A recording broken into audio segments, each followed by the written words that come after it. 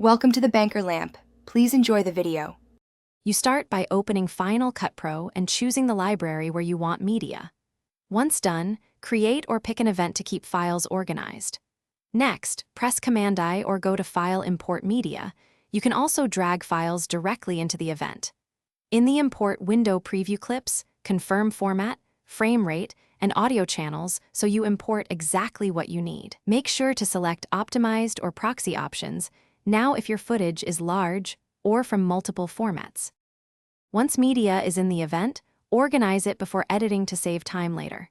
You should tag important shots with keywords, mark favorites, and reject unusable takes. This makes the browser searchable. If playback is choppy, make proxies or transcode to optimized media so you get smooth timelines.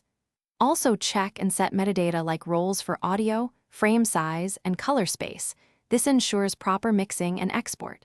By preparing clips now, you reduce friction during assembly and grading. Now assemble your sequence by dragging organized clips to the timeline. Use magnetic snapping to line edits precisely. Once placed, sync dual system audio or multicam angles, assign audio roles, and trim to tighten pacing.